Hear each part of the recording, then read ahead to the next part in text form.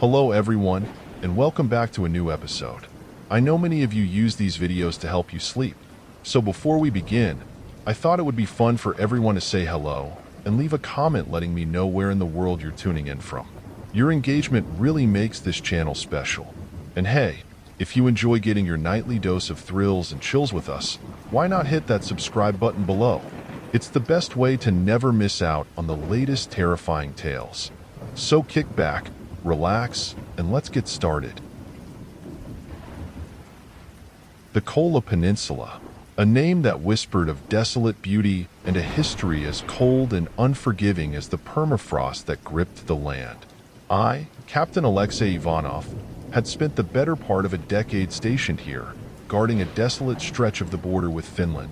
The isolation gnawed at you, the endless miles of skeletal pines and the ever-present twilight a constant reminder of civilization left far behind. But nothing prepared me for the pure, unadulterated terror that awaited us on our recon mission that fateful night. It started with a routine patrol, unusual radio silence from a remote weather station nestled deep within the Taimyr National Park. We, a four-man squad, myself, the ever-stoic Sergeant Petrov, the wisecracking young Private Dmitri, and the quiet but observant Corporal Volkov, were dispatched to investigate. The silence started subtly, the usual chatter of birdsong, the rustling of small animals, all absent. The air itself hung heavy, thick with an unnatural stillness that crawled under your skin. As we ventured deeper, the trees grew denser, gnarled branches clawing at the fading light. The forest floor was a treacherous maze of exposed roots and patches of half-melted snow, each step a crunching betrayal of the eerie quiet. Then, we saw it. Smoke rising from the weather station, a thin, sickly plume against the bruised purple sky. Our pace quickened, adrenaline pushing past the suffocating fear that had begun to constrict my chest. But as we approached the station, a stench hit us like a physical blow. It wasn't the acrid bite of burnt wood. It was something far worse, a metallic tang laced with the unmistakable sweetness of decay. The station itself looked like a scene from a nightmare. The door hung open, ripped clean from its hinges inside. Furniture lay overturned, scientific equipment smashed to pieces. And in the center of the room, a sight that made my blood run cold. Two bodies, or what remained of them, torn, shredded, mangled beyond recognition. Animal attacks? Impossible. The wounds were too precise, too clean. Fear, a primal and undeniable force, gripped me by the throat. A low growl echoed from the depths of the station, a sound that defied classification, a guttural rasp that sent chills down my spine. We backed away, hands instinctively reaching for weapons. The growl shifted, closer this time. Accompanied by the sound of heavy, dragging footsteps, we huddled together in the doorway, the stale air thick with the metallic tang of fear. Then, it emerged, the source of the nightmare. My mind struggled to comprehend what I was seeing. A creature, humanoid in silhouette, but towering, easily 10 feet tall. Its body was shrouded in darkness, but what little light fell upon it revealed a grotesque patchwork of fur and leathery hide. Long, curved claws tipped its skeletal fingers, and its face, well, there was no face. Just a gaping maw filled with rows of razor-sharp teeth, emitting a low, guttural growl that vibrated through my bones. Panic seized Dmitri. He raised his rifle and fired, a hail of bullets echoing through the station. They seemed to have no effect. The creature didn't even flinch. Instead, it let out a blood-curdling shriek, a sound that ripped through the silence and shattered the last vestiges of our control. We ran, blindly, desperately, into the oppressive embrace of the forest. The creature was faster, stronger. Its guttural roars echoed behind us, urging us on. I could hear the ragged gasps of my men, the pounding of their boots on the frozen ground. A twig snapped behind me. I didn't look back. I couldn't. Then, silence. A terrifying, pregnant silence that felt even worse than the creature's pursuit. Had it lost interest? Or worse, was it toying with us? I slowed to a crawl, listening for any sound, any sign of life. Nothing. Then, a whimper. Dmitri. I found him sprawled on the ground, his leg twisted at an unnatural angle, tears streaming down his terrified face. Volkov was gone. No scream, no struggle, just gone. Petrov and I helped Dmitri back to the base camp, a journey that felt like an eternity. When we finally stumbled through the doors, pale and haggard, the silence in the barracks was deafening. Our story, whispered at first, then recounted in ragged detail, was met with disbelief, then pity. Forest spirits, they called it. Fairy tales for frightened soldiers. But I know what I saw.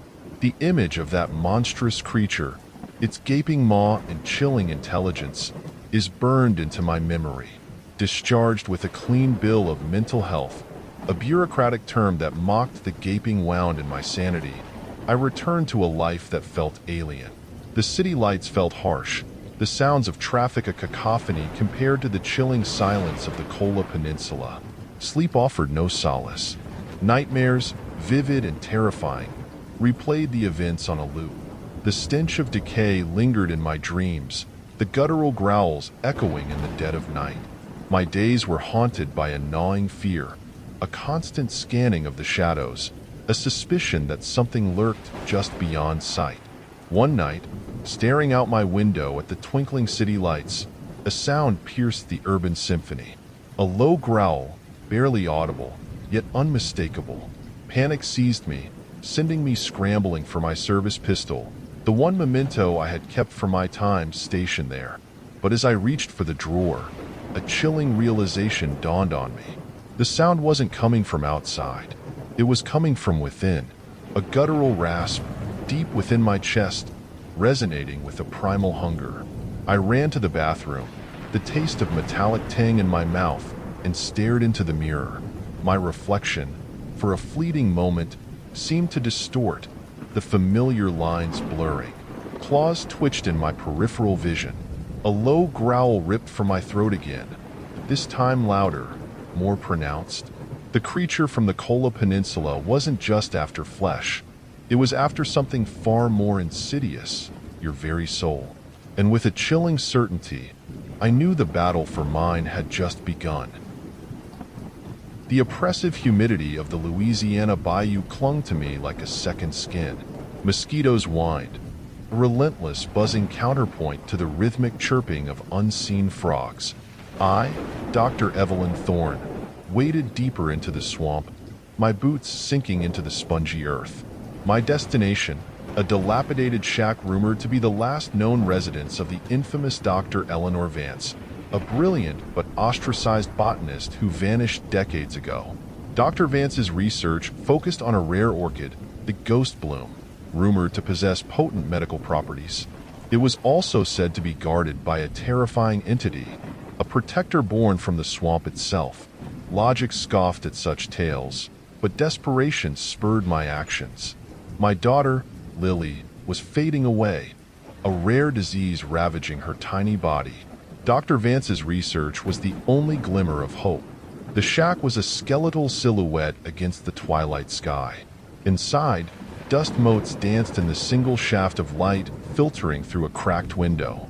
Cobwebs draped the decaying furniture, and the air hung thick with the smell of damp earth and something else.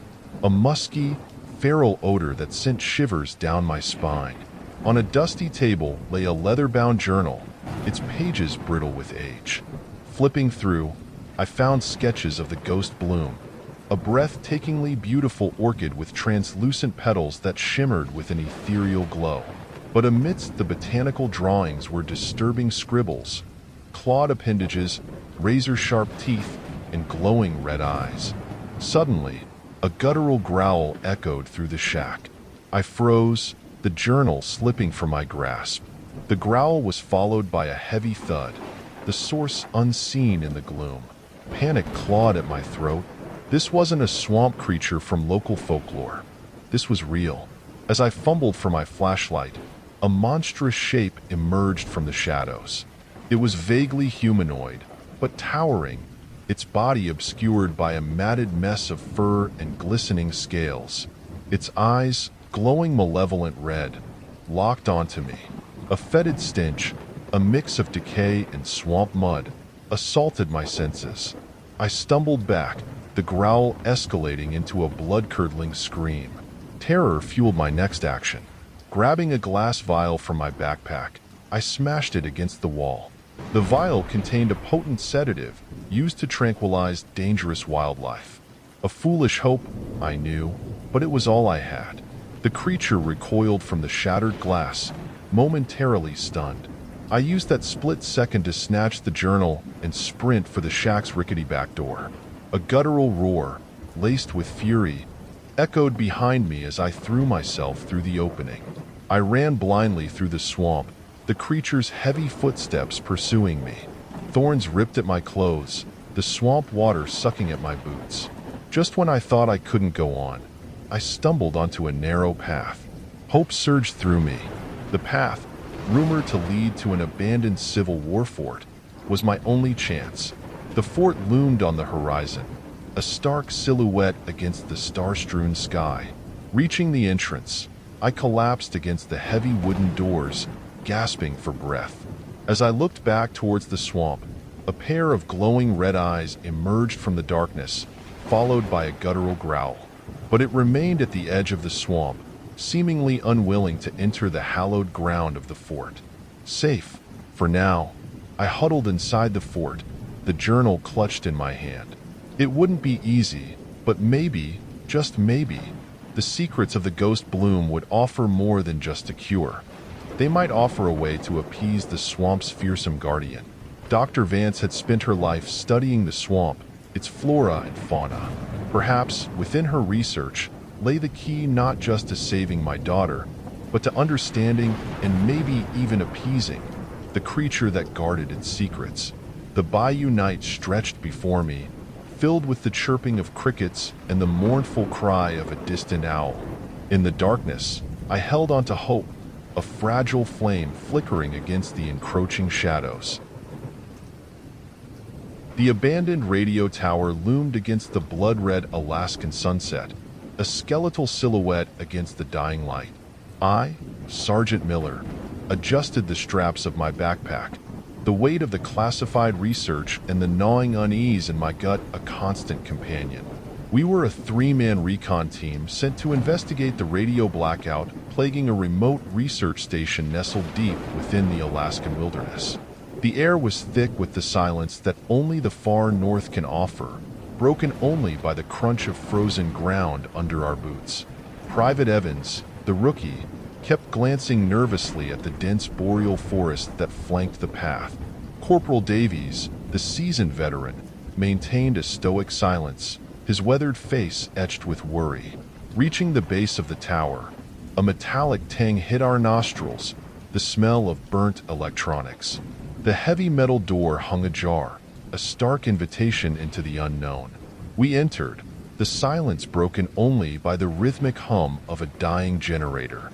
The station was in disarray, overturned equipment littering the floor, monitors displaying nothing but static. Davies flicked on his flashlight, its beam illuminating a scrawled message on a whiteboard. "They're here. Don't let them take you." A shiver ran down my spine. We ascended the rickety metal staircase, the groaning of the tower adding to the unsettling atmosphere. Reaching the observation deck, the scene that unfolded before us froze our blood. The aurora borealis, usually a breathtaking tapestry of color, displayed an unnatural distortion, twisting and churning in a violent ballet of crimson and emerald hues. And hovering within the roiling storm, silhouettes danced, tall, gaunt figures with elongated limbs and glowing red eyes that pierced the darkness. Terror pulsed through me. These weren't figments of a tired mind. They were real. Evans, his face pale with fear, pointed frantically.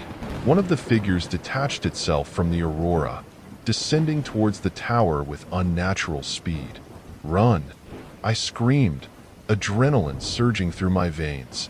We scrambled down the stairs, the creature close behind, its guttural growls echoing through the metal structure. The heavy doors slammed shut behind us, but the creature, with inhuman strength, ripped it from its hinges. We sprinted through the twilight, the creature's relentless pursuit a terrifying constant. Davies tripped, his ankle giving way. He looked at me, his face etched with grim acceptance. "Go. Get the message out." A lump formed in my throat, but I knew what I had to do. Turning with a final glance at Davies' heroic sacrifice, I bolted back into the forest, the creature's agonized scream echoing behind me. I ran until my lungs burned, the thick Alaskan night a blur of trees and darkness. Finally, collapsing onto the frozen ground, I fumbled for my radio, a desperate prayer forming on my lips. Static met my ears. Then, a faint crackle, a voice. "This is base camp. Do you read?" Tears streamed down my face as I choked out a response. "This is Sergeant Miller. We need help. They're real." The radio went dead, but the faint, flickering hope that I had relayed the message, that someone knew what lurked within the Alaskan night, was all I had left in the face of the encroaching darkness. Alone and hunted, I huddled under the shimmering curtain of the aurora, a twisted parody of natural beauty, a chilling reminder of the nightmarish entities that awaited beyond the veil. The silence of the Redwood National Park was a living entity, a thick, almost physical presence that pressed against my eardrums. I, Dr. Amelia Evans, adjusted the straps of my backpack, the weight of my research equipment a familiar comfort against the unsettling quietude. Unlike the hushed reverence most felt beneath the towering redwoods, mine was a gnawing curiosity, a hunger to unravel the park's secrets. My mission, to study a specific grove rumored to possess anomalous properties. Local legends spoke of whispers carried on the wind, of bioluminescent flora that pulsed with an otherworldly light, and of a profound sense of peace that settled over those who ventured within. Science scoffed at such tales, but I, an open-minded researcher of bioluminescent flora, yearned to investigate. My guide, a wiry old park ranger named Silas, cast a worried glance at the towering redwoods as we entered the designated grove.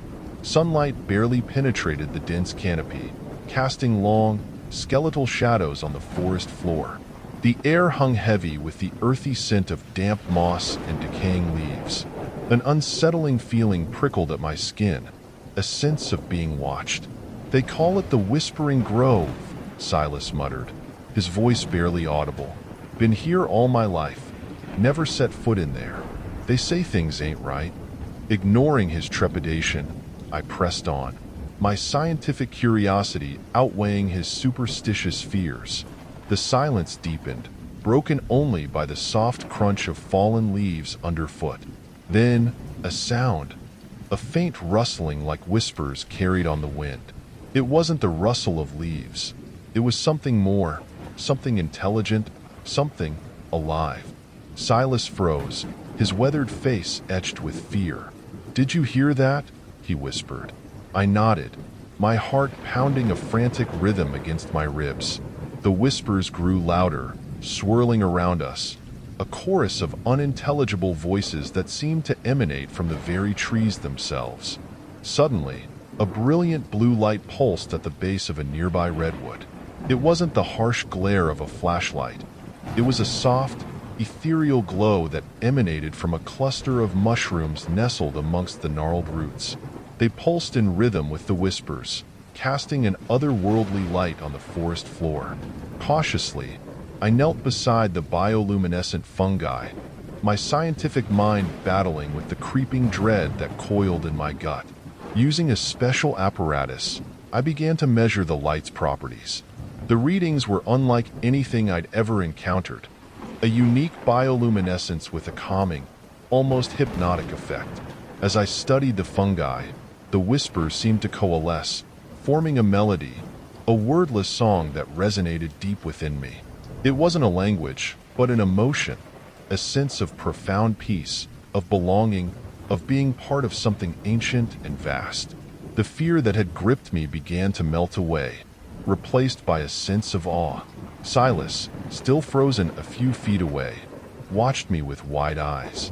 Seeing the calmness wash over my face, he hesitantly approached the bioluminescent fungi.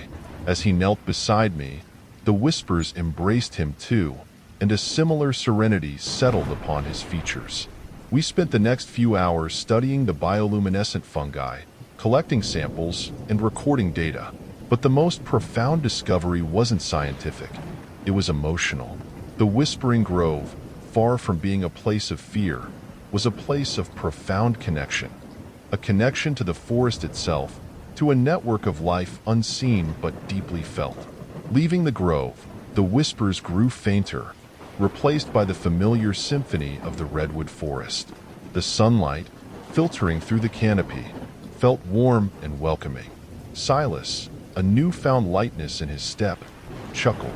"Well, Doc," he said, "seems those whispers weren't so bad after all." I smiled. The Whispering Grove had held a secret, not one of malevolent spirits, but of a deeper connection. A language spoken not through words, but through bioluminescence and emotions. The silence of the redwood forest, once unsettling, now held a new meaning, a promise of hidden wonders waiting to be discovered. The Scottish Highlands stretched before me, a tapestry of emerald green moors and jagged, purple peaks. I, Dr. Fiona McKenzie, adjusted the straps of my weathered backpack, the weight of years of research and a simmering hope pressing down on me. This wasn't just another archaeological dig. It was a quest for a legend whispered on the wind, the Callanish Stones, a forgotten monument said to hold the key to an ancient language spoken by the very land itself.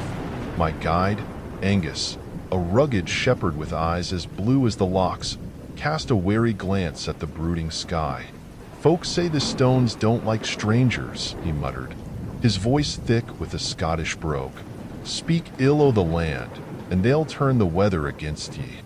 Undeterred, I pressed on, my scientific curiosity a beacon in the face of local superstitions.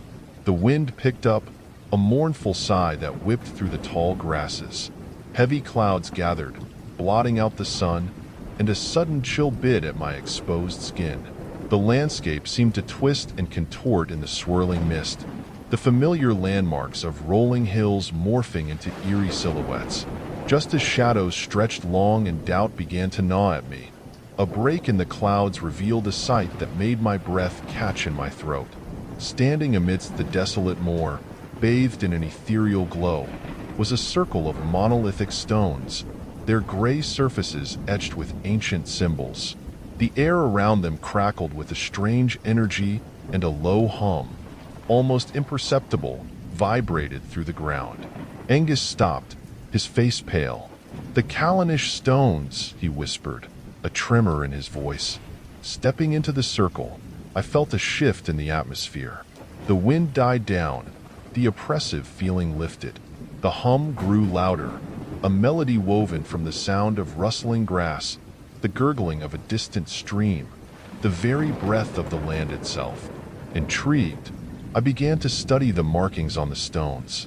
As I traced the intricate symbols, a sense of understanding washed over me. The language wasn't etched in stone. It was woven into the very fabric of the land. The rise and fall of the hills, the flow of the rivers, the patterns in the clouds. It wasn't a language of words, but of emotions, of memories, of the land itself telling its story. Suddenly, the stones pulsed with a vibrant light, their ancient symbols glowing with an otherworldly luminescence.